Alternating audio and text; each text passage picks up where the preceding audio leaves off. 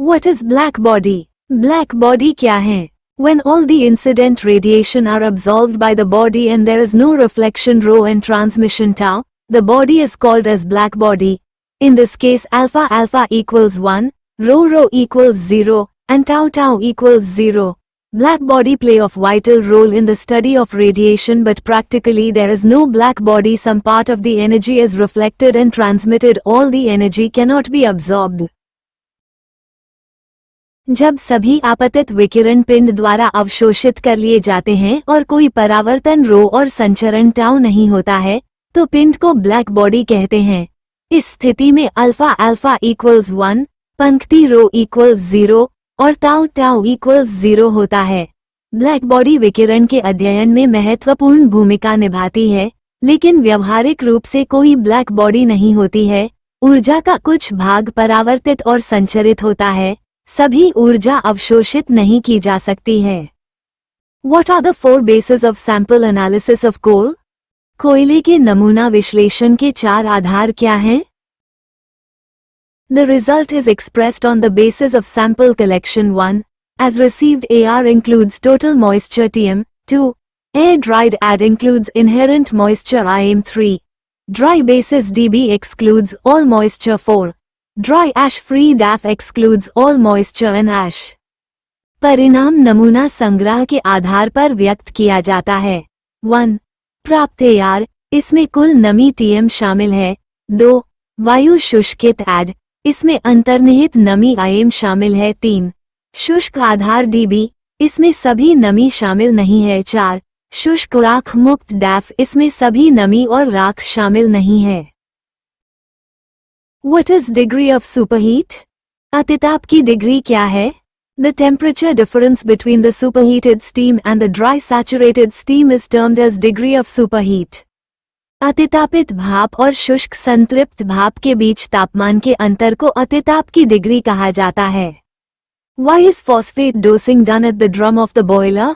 Boiler के drum में phosphate dose क्यों की जाती है? It higher pH, solubility of calcium carbonate increase, so in high pressure boiler phosphate treatment is preferred as internal treatment. Phosphate react with calcium and forms less sticky, loose and non-adherent sludge instead of hard scale. Magnesium salt is converted into magnesium hydroxide or magnesium silicate serpentine due to phosphate treatment. This sludge remains in boiler water in suspended condition and then removed from the boiler through blowdown. उच्च pH मान के कारण calcium carbonate की घुलनशीलता बढ़ जाती है, इसलिए उच्च दाब बॉयलर में आंतरिक उपचार के रूप में फॉस्फेट उपचार को प्राथमिकता दी जाती है। फॉस्फेट कैल्शियम के साथ अभिक्रिया करके कठोर परत के बजाय कम चिपचिपा, ढीला और चिपकने वाला आपन बनाता है। फॉस्फेट उपचार के कारण मैग्नीशियम लवण मैग्नीशियम हाइड्रोक्साइड या मैग्नीशियम सिलिकेट सरपेंटाइन में परिवर्तित हो जाता है। यह आपन बॉयलर के पानी में निलंबित अवस्था में रहता है और फिर ब्लोडाउन के माध्यम से बॉयलर से बाहर निकाल दिया जाता है। What is difference between subcritical boiler and supercritical boiler? Subcritical boiler और सुपरक्रिटिकल बॉयलर में क्या अंतर है? At critical pressure the density of water and steam is same. So boiler which is operated above critical pressure is called as supercritical boiler and the one which is operated below critical pressure is called as subcritical boiler. Subcritical boiler has economizer, evaporator, and superheater, but in supercritical boiler feed water from economizer is admitted to the furnace tubes at one end and superheated steam is collected from other end of the tube. There is no drum in this boiler.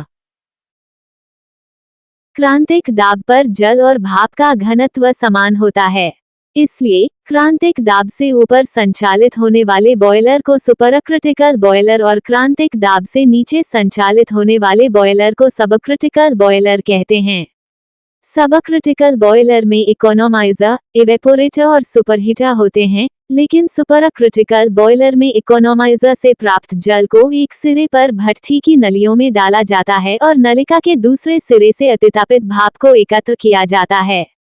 इस boiler में कोई drum नहीं होता है।